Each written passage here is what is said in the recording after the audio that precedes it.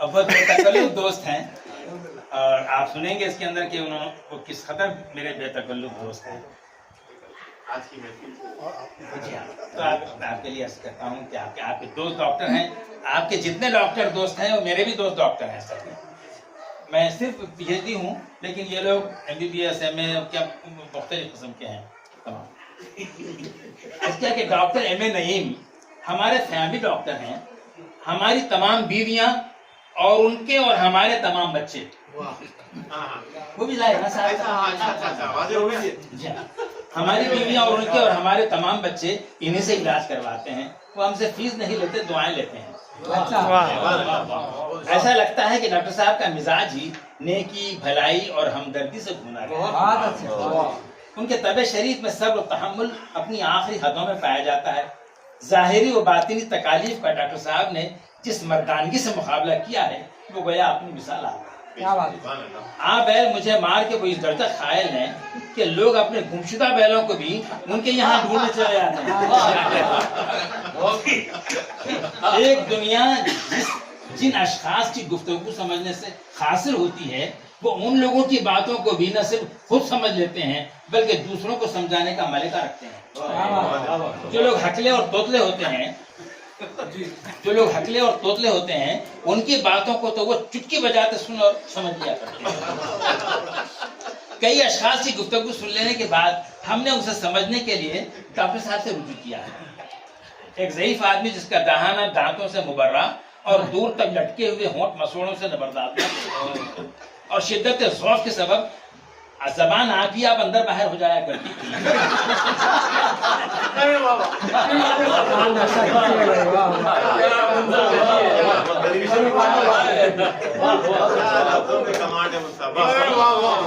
एक ज़ईफ आदमी जिनका दहाना दांतों से मुबर्रा और दूर तक लटके हुए होंठ मसूड़ों से नबरदार थे और शिद्दत ज़ौफ़ की बदौलत ज़बान आती आप अंदर बाहर हो जाया करती थी, हमारे पास आए और समझ में न आने वाले लफ्जों और समात से परे आवाज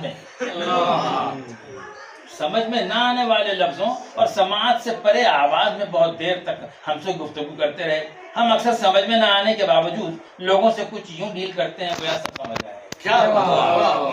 जब वो बोल कर चले गए तो अब डॉक्टर साहब बोलने लगे।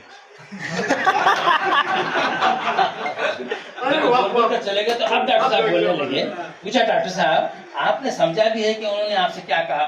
हमने जवाब दिया शायद वो हमारी किसी किताब या हमारे किसी मजमून की तारीफ कर रहे थे। कहने लगे नहीं, वो आदमी नई शादी को लेकर गुस्से में आ रहे थे।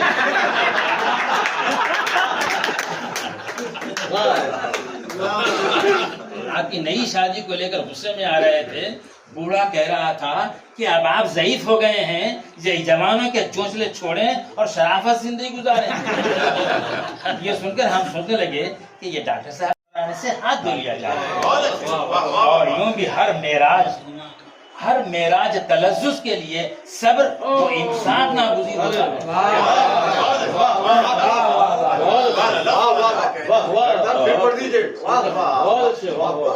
पढ़ता हूँ फिर देखिए कि यूं भी हर मेराज तलज़्ज़ुज़ के लिए सब्र और इंसाफ नागुज़ीर होता है। चुनांचे हमने मगरिब पढ़ ली और दावत में पहुंचने की तैयारी करने लगे। जब बहुत देर तक डॉक्टर साहब का फोन नहीं आया तो हमने खुद ही फोन किया कि शायद इंतजाम ताम ने उन्हें हदरे मसरूफ कर दिया। घंटी हस्बे रिवायत बहुत देर तक बजती रही और हम हेलो के इंतजार में घंटी की गैर पसंदीदा अलार्म को सुनते रहे। डॉक्टर साहब का काम है कि अपनी ये टर की ट्यून बदल दें और कोई लता मंगेशकर का अच्छा सा गीत रख दें ताकि अगर उन्हें किसी खास मशगूलियत के सबब उठाने में देर भी हो जाए तो हम लता की आवाज से तो लुत्फानंदोज़ हो सकते। आखिर खुदा करके डॉक्टर साहब का फोन आया और आवाज आई हेलो।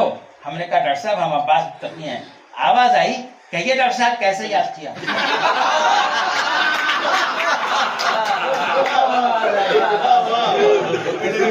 कहिए डॉक्टर साहब कैसे याद किया? इस जुमले ने तो जो कुछ हमें याद था वो भी भुला दिया। हमने कहा डॉक्टर साहब आप आज आपके यहाँ दावत आवाज आई, हाँ याद आया, आज दावत तो है लेकिन इत्तेफाक से मैं जुबली हिल में हूँ। आप ऐसा कीजिए, जरा इंतजार कर लीजिए, 1.5-2 घंटे बाद मैं आपको खुद फोन कर लूंगा।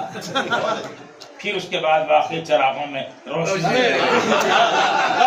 दिल से धुआं उठता हुआ महसूस, टांगों में एक अजीब सा लर्जा अपने वजूद को मनवा रहा था।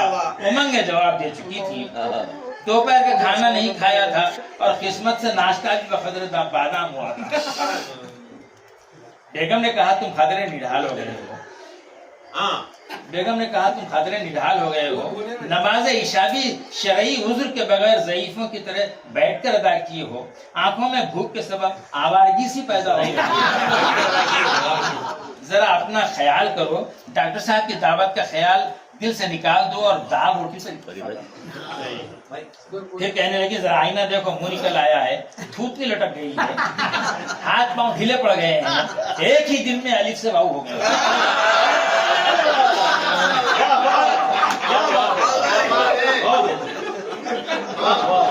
एक ही दिन में अलिफ से वाऊ हो गए। जरा नीचे देखो, पेट पीठ से चिपक गया है। हमने इस पर गौर किया, पेट ही पर क्या मुनासिब, पेट की तमामी अशिया एक दूसरे से चिपक गई। बेगम ने अपनी तकरीर दिल पजीर को खत्म किया और सैलाबची को आगे बढ़ा दिया और हमने खिसक कर हाथ धोया और बावजूद अपनी नखाहत के देर तक दस्त दहन से न बर्दाश्त। अब जब कभी डॉक्टर साहब दावत देते हैं तो हम उनसे पूछ लेते हैं कि कहीं आप जुबली हिल्स में तो नहीं। डॉक्टर साहब जिस तरह कभी कभी दावत देकर भूल जाते हैं, इसी तरह उस दावत को भी भूल जाते हैं जिसे उन्होंने निहायत खंदा पेशानी से कबूल फरमाई थी। एक दफा हमने मौसूफ को नाश्ते पर मजबूर किया, कहने लगे मैं ठीक 8 बजे आ जाऊंगा, दस्तक तैयार रखिएगा। हमने अर्ज किया फकीर अभी बूढ़ा नहीं हुआ है, फकीर अभी बूढ़ा नहीं हुआ है और फकीर की बीवियां उसके कब्जे कुदरत में हैं। और फिर हमने निहायत कम तराक से नाश्ते का मैं उसके जाती लवाजमात के प्रबंध कर दिया और लगे डॉक्टर साहब का इंतजार करने, लेकिन मामू आते नहीं, कुफर भूलता नहीं, वाला मामला था। 8 से 9 और 9 से 10, फिर 10 से 11 बज गए। अब डॉक्टर साहब तो नहीं आए, अलबत्ता फोन आया, कहने लगे वहाँ फरमाइए डॉक्टर साहब, मैं भूल गया था, अभी अभी आँख खुली है। हमने कहा डॉक्टर साहब आप डॉक्टर हैं या उर्दू के प्रोफेसर? अरे उर्दू का प्रोफेसर मौजूद मुमकिन तशरीफ ले आइए, भूख के मारे हमारी आंखें बंद हो रही हैं। कहने लगे आपने अभी तक नाश्ता नहीं किया। हमने कहा हुजूर हमें लाख बुराइयां सही, लेकिन एक अच्छाई है, हम मेहमान के इकराम में उसका हाथ धुलाए बगैर कभी खुद हाथ नहीं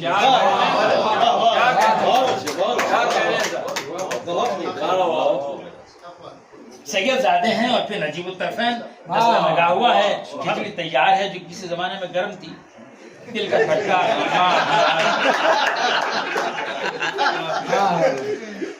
गर्म थी, तिल का खट्टा, खीमा, अचार, पापड़, असली घी और नीम बिरिश्त अंडे हुजूर वाला के मुंतजर हैं। चले भी आओ कि दस्तर का कारोबार। अरे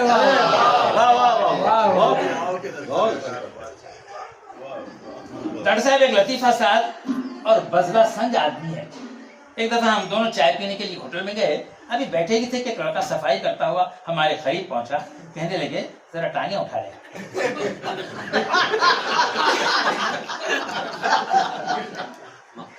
ये सुनकर डॉक्टर साहब ने कहा कि हम तो ऐसा रोज रातों में फिरा करते हैं और तुम दिन के उजाले में कह रहे हो। कितना कहकर डॉक्टर साहब ने बहुत ऊपर तक अपनी टांगे उठा ली और लड़का सफाई करके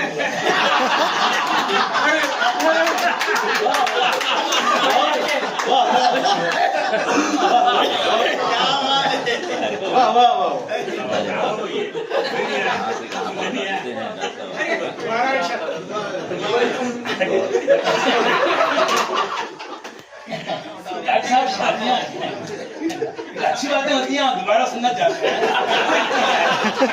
साफ सफाई सुनना चाहते हैं। माफ कीजिए आप, सहमत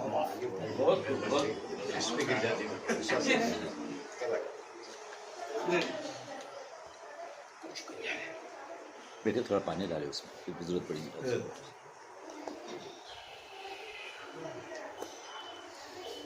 वाह आगे बढ़ता हूँ कि डॉक्टर साहब शादियां करने में अपना जवाब नहीं रखते। चुनाचे जितनी शादियां की हैं उतनी ही तलाकें भी दी हैं। शायद वो दुनिया में हूर चाहते हैं और हूरें बेहिश्त में मिला करती हैं। सही सही। अब वो भी क्या करें, हर भारतीय पुरुष की तरह वो अपनी स्त्री में भी कल्पनाओं की स्त्री देखना चाहते हैं। वो अपनी स्त्री में कल्पनाओं की स्त्री देखना चाहते हैं जो इस युग में असंभव है।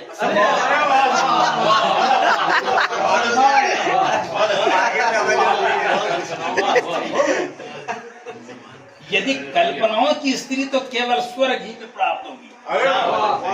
इसके लिए अच्छे कर्मों की जरूरत है। संसार की स्त्रियों से अच्छा स्वभाव उस पराओं की सूरत में प्रकट होता है। वो खदर तन्हाई पसंद वाक्य हैं। शायद ये वजह हो कि उन्हें बीवियों की संगत भी बहुत दिनों तक गवारा नहीं। हम क्योंकि किसी को मुजरद देखना नहीं चाहते, बारे के डॉक्टर साहब की शादी करवाना चाहते हैं। डॉक्टर साहब ने एक दिन राजाना अंदाज में इरशाद फरमाया, डॉक्टर साहब मुझे किताबी चेहरे बहुत पसंद है, चुनाचे मैं नरगिस और वहीदा रहमान को बहुत पसंद करता हूँ। हम डॉक्टर साहब के तमामी राजों को राजी रखते हैं।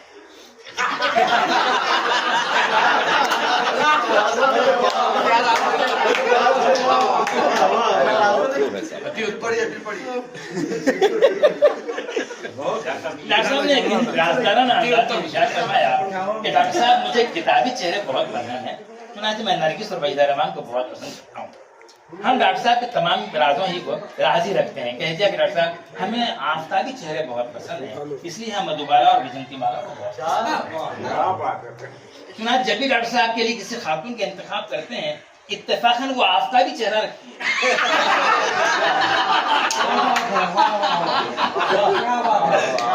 इत्तेफाकन वो आफताबी चेहरा रखती है। चुनाचे एक खातून जो हमें बहुत पसंद थी, डॉक्टर साहब की निस्बत ठहरा दी कि अगर वो उन्हें पसंद न करें तो हम बिस्मिल्लाह कर दें। खातून ने उम्र पूछी तो हमने कह दिया कि यही कुछ साल पहले डॉक्टर साहब ने अपनी 30वीं सालगिरह मनाई थी। खातून बड़ी होशियार औरत थी, पूछी कितने साल पहले? हमने यही कहा कि 20-22 साल पहले। तो वो हंस पड़ी।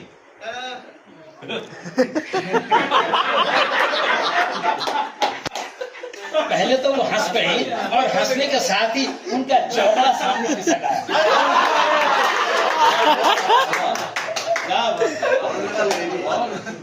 और अपने चौकड़े को बारीकी कर मुंह में रखकर कहने लगी, मुझे उम्र रसीदा आदमी से शादी नहीं करनी है, तो जवान आदमी को तलाश कीजिए। और कहते कहते उन्होंने हमारे सरापा पर एक कायराना नजर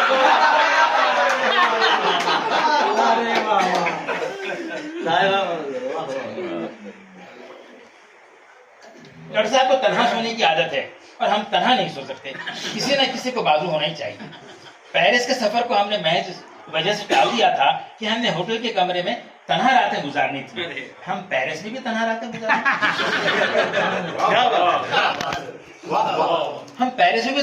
गुजारें, ये हम पर ज्यादती की मुतरद्दिद था। चुनांचे डॉक्टर साहब जब हमें अपने गांव ले गए तो हमें एक बड़े से कमरे में हमारे सोने का इंतजाम कर दिया। हमने कहा डॉक्टर साहब आप भी हमारे साथ सो जाइए, हम एक शरीफ आदमी हैं।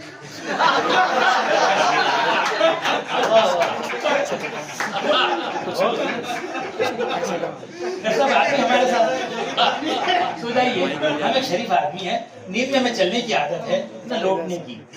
बादल ना खाता डॉक्टर साहब हमारे बात सो गए। लेकिन पिछली पहर जो हमारी आंख खुली तो हर तरफ अंधेरा ही अंधेरा था और हम बल्ब के खटके से बाहर कम वक्त दूर के उल्लू भी बोल रहे थे। एक तो अंधेरा, दूसरे उल्लू की भयानक आवाजें हमारी गीगी बन गई। हमने हाथ बढ़ाकर जो टटोला, डॉक्टर साहब गायब थे। हमने आवाज ही डॉक्टर साहब एक न दो, फिर हमें आवाज डॉक्टर साहब, आपकी आवाज में डर के सबब लर्जा भी था।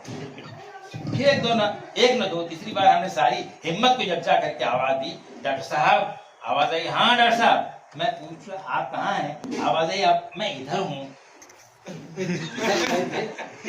मैं इधर हूँ डॉक्टर साहब, मैं जरा दूर हूँ, आप बेखौफ हो जाइए। हम लोगों को खरीद करना चाहते हैं और लोग हैं कि हमसे दूरी बनाए रखते हैं। क्या अर्ज करें, हमने रात जागकर गुजार दी। उल्लुओं की मुसलसल आवाजें आती रहीं, बीच बीच में एक और आवाज भी आती थी, शायद डॉक्टर साहब की आवाज थी। गरज ही नाबा बहुत अच्छे, बहुत अच्छे। वाह वाह वाह। गरज इन आवाजों को सुनते हुए हमने सुबह कर दी और फिर डॉक्टर साहब के गांव कभी नहीं गए। डॉक्टर साहब दिव्य मशवरे देने में अपना जवाब नहीं रखते। एक दफा हमारे घुटनों में दर्द था, कहने लगे दवाई के साथ आपको घुटनों की वर्जिश भी करनी होगी, आपके घुटनों का लुआब खत्म हो रहा है। ऐसा मालूम होता है कि आपने अपने घुटनों से कुछ ज्यादा ही काम किया है। हमने कहा छोड़े डॉक्टर साहब, कितने मशाहिर हैं जिन्होंने अपने घुटनों से कोई काम नहीं किया, नहीं लिया, फिर भी उनके घुटने जवाब दे चुके हैं। कहने लगे आप छोटे आदमी हैं, बड़े आदमियों की मिसाल मत दीजिए। बड़े लोगों की बात और होती है, उनके उन आज़ा में भी दर्द होता है जिनसे फिर वाकई कोई काम ही न लिया। अरे वाह। दूसरों की नालिश पर नहीं, अपनी वर्जिश पर गौर कीजिए। कहने लगे एक टांग पर खड़े होकर दूसरी टांग को घुटनों से पहले उठा लें और छोटे बड़े दायरे बनाएं, फिर उससे बड़े दायरे, फिर उससे बड़े। हमने पूछा कितने? कहने लगे आप जितने दायरे बना चुके हैं। हम सोचने लगे कि आदमी को कहाँ याद रहता है कि उसने कितने दायरे बनाए। एक दफा हमें आर्थराइड हो गया था और हम अपनी उंगलियों में दर्द महसूस कर रहे थे। ऐसा से मशवरा लिया तो नुस्खा लिख कर दिया। माजू ने उशबा सुबह शाम एक एक चमचा खाने के बाद महाराज गोगुल के 2 गोलियों के साथ। कहने लगे सिर्फ दवाई खाने से दर्द दूर न होगा, इसके साथ साथ आपको उंगलियों की वर्जिश भी करनी होगी। खिलौने के बाजार से 2 गोले खरीद लाइए, खिलौने के बाजार से 2 गोले खरीद लाइए और शाम और सहर उन्हें दबाया की।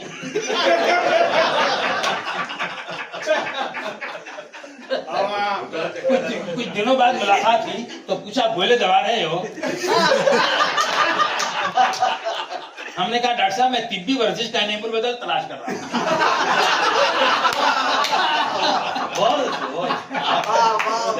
एक मन 2 काज का ख्याल है। एक मरतबा हमें मर्ज़ बवासीर हो गया था और उठने बैठने में पहले तकल्लुफ फिर तकलीफ महसूस करने लगे। खासकर तशरीफ रखने में बड़ी खिफत महसूस हो रही थी, क्योंकि तशरीफ ही मुतासिर बल्कि मजरूर सुल्तानपुरी हो गई थी। बैठते तो अपनी तशरीफ को हदरे ऊपर उठा लिया करते थे जैसे कोई कुतिया इजाबत का इरादा करे।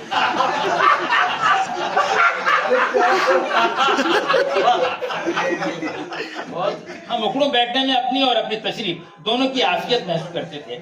इस मरज के सबब निशिस्त और बर्खास्त में तशरीफ की क्या अहमियत है उसका अंदाजा होता और ताजुब होता था कि लोग गुस्से में आकर जब रसीद करने की ज़बानी इरादा करते हैं तो क्यों तशरीफ पर ही माने का जाहिर करते हैं। जब तशरीफ की तकलीफ खासी बढ़ गई और डॉक्टर से रुजू किए बगैर चारा न रहा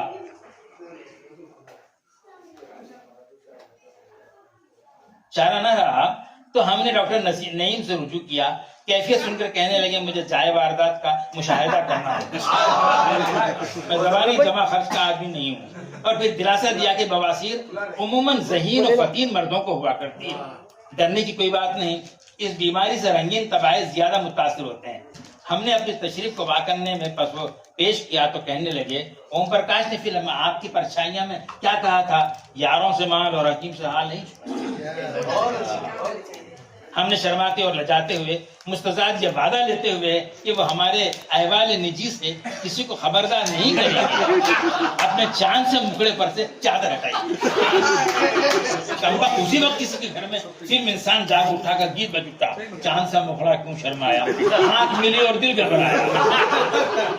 कहने लगे आपका चांद तो बवासीर की शिद्दत के सबब मेरी खो गया है। अरे वाह, क्या बात है, वाह वाह वाह। आपकी तशरीफ आवरी बाबा ने भी आपकी तशरीफ बारूदी सुरंग लग रही है। आपने अपनी तशरीफ को बड़ी बेदर्दी से खुजाया है। तशरीफ के किनारे बहुत जख्मी हो गए, हल्का दुब्र मुंह बसोर कर नारा और फरियाद कर रहा। डॉक्टर साहब बहाना करने में बड़े उस्ताद हैं। हमने देखा तो नहीं लेकिन महसूस किया कि डॉक्टर साहब अपने बीच की उंगली से जो शायद इसी काम के लिए मुख्तस हुआ करते हमारी तशरीफ से छेड़खानी फरमा रहे हैं। और फिर अचानक ही हमारे मुंह से एक सिसकी निकल गई। हमने कहा डॉक्टर साहब जरा संभल कर, नीचे ही बिल्लोरी फानूस नीचे ही बिल्लोरी फानूस हाफिजा है जो बहुत ही नाजुक से वाक़े हुए हैं, ये आपकी अंगुश्त मुबारक के सदमे को बर्दाश्त नहीं करते। मशहूर मरसिया को शायर अनीस ने आप गिनों से मुताल्लिक जो शेर कहा था कि अनीस ठेस न लग जाए आप गिनों को, वो यही आप गिने हैं। अरे वाह, डॉक्टर साहब खदरे शरीफ वाक़े हुए हैं। छत के धुंधले रोशन दान को मुलाजा करते करते चुपके से हमारे जमीन बोस फानूस को हिला डाला और वो पुरानी घड़ियाल के पेट्रोलियम के माने देर तक झूलता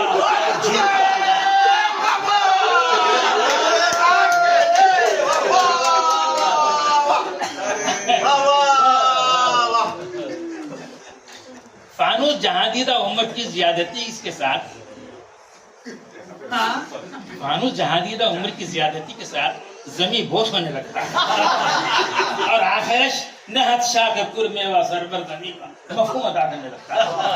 ये दौलत उज़्मा है जिसकी इफादियत वो अहमियत का अंदाजा बहुत कम लोगों को हासिल है। बंदे का काम है कि इस दौलत उज़्मा की कदर करें। ये वो लाकीमत हीरे और जवाहरात हैं कि उनके बारे में किसी ने सच्ची कहा है कि जब आदमी वक्तन फ़वक्तन इन्हें हिलाता है तो उसको ये ख्याल करना चाहिए कि वो करोड़ों में खेल रहा है।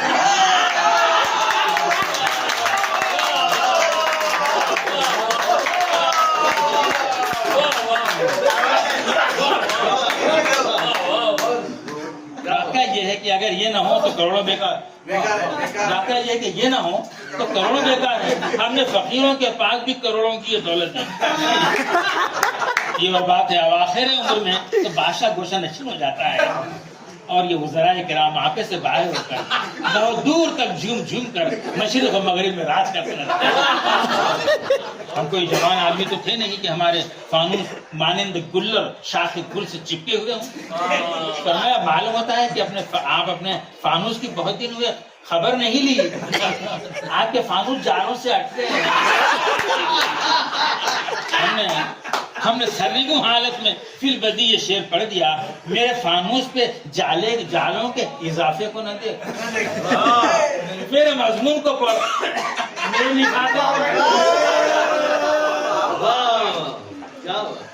फिर अपनी सफाई में अर्ज किया कि डॉक्टर साहब आपको तो मालूम है कि उम्र रसीदा हजरात अपने फानूस के जाले आप नहीं ले सकते, महज बगैर देखे ही झाड़ झटक के अंजाम हो जाना पड़ता है। अलबत्ता ईद बरात के मौके पर अंदाजे से आहत पाशी करें।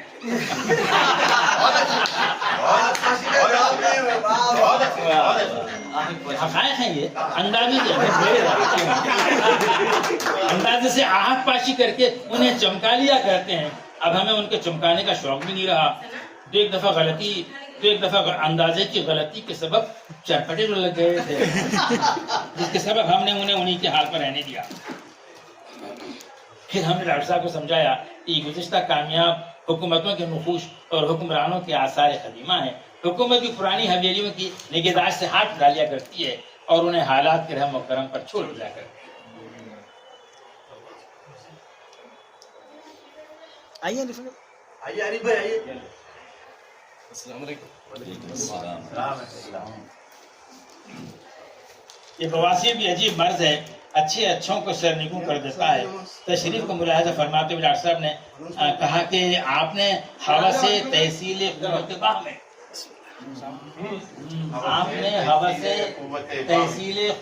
बाह में गर्म अदविया और उससे ज्यादा गर्म अग़ज़िया का इस्तेमाल किया है। और अब ये चीजों का ज़ुहूर अपनी सिर्फ तब्दील कर रहा है। बहुत अच्छे, तब्दील कर रहा है। डॉक्टर साहब की इस बात पर हम ची बजबी तो हो गए, लेकिन हक़ाइक़ को तस्लीम के उनका चारा भी तो नहीं। अहबाब के तंज पंगेज करना ही पड़ता है, क्योंकि अहबाब के अल्फाज खा कितने ही कड़वे क्यों न हो, नीयत शीरी होती है। कहने लगे हिंदुस्तान में अमूमन रंगीन मिजाज ज़ुआफ़ा क़ुव्वत-ए-बाह के उन्वान से कुछ तो कुछ लिहाई करते हैं। वो लुबूब कबीर होती है मज़ान शबाब। इधर उधर हाथ लगा के फरमाया कि आपकी काली कमान और मछली कमान दोनों पक गई हैं।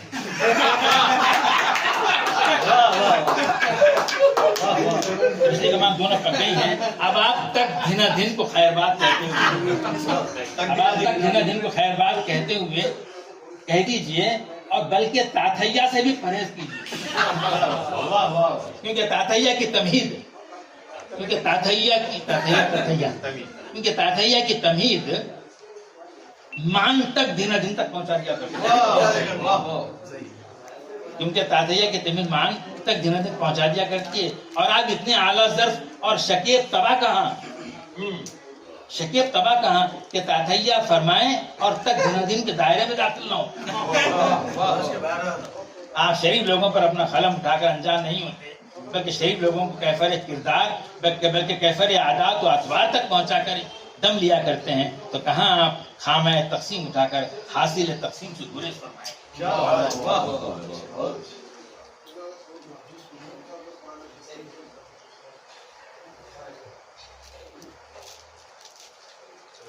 इतना कहकर डॉक्टर साहब उठे और एक दवाई लेकर हमारी तशरीफ में लगा दी।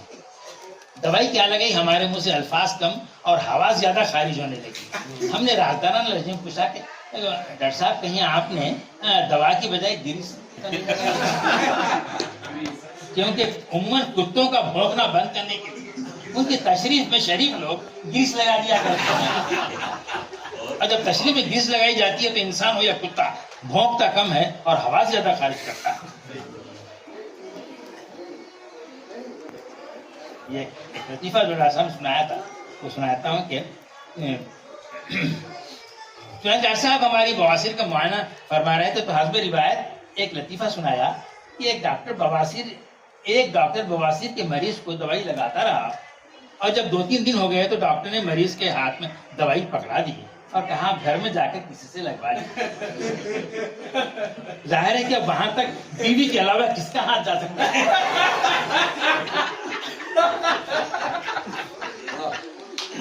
तो बीवी ने शौहर को झुकाकर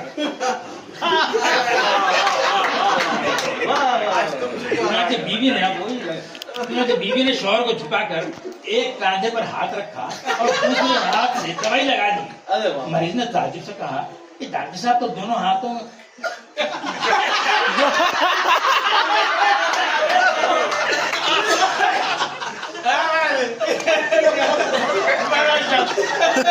समझ गए। मरीज ने ताज्जुब से कहा कि डॉक्टर साहब तो दोनों हाथ कांधे पर रखकर दवाई लगा है।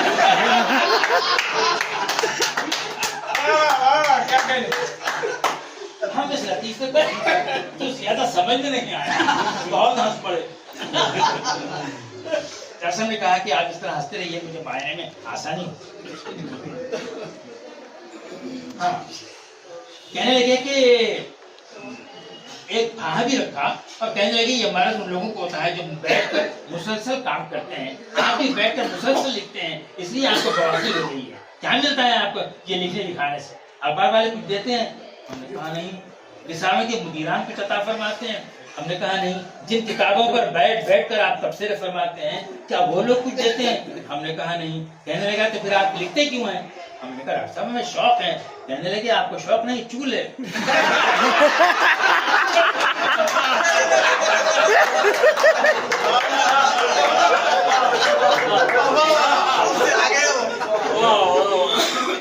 कहने लगे आपको शौक नहीं, चूल है।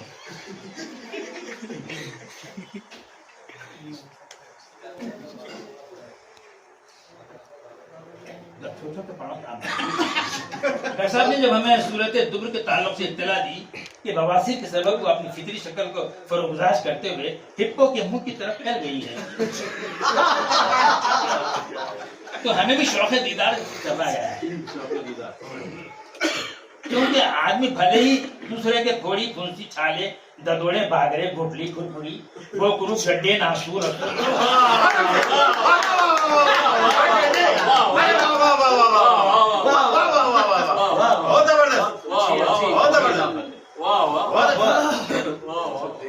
तो हमें भी शौक है दीदार चला गया। क्योंकि आदमी भले ही दूसरे के थोड़ी फुंसी छाले ददोड़े बागरे घुटली खुरपुरी घोकुरु गड्ढे नासू रसोई गुम्बल गोमड़े भागतोड़ को देखना नहीं,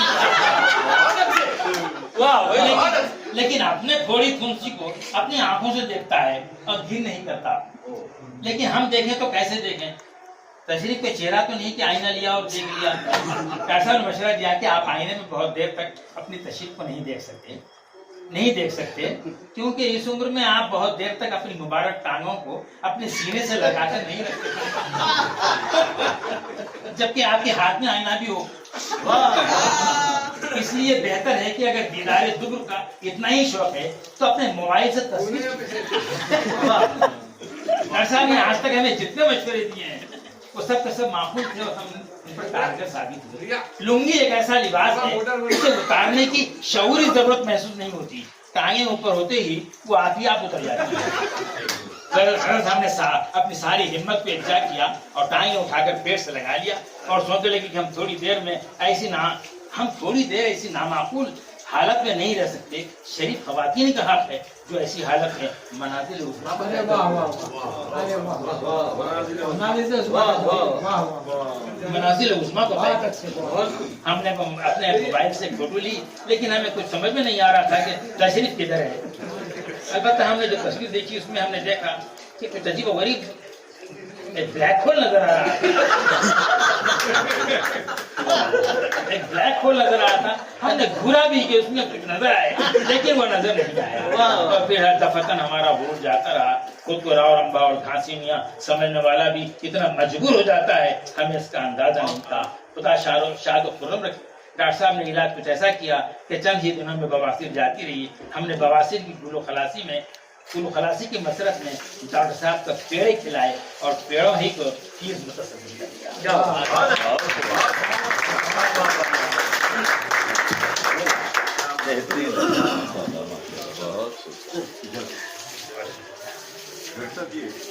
आपकी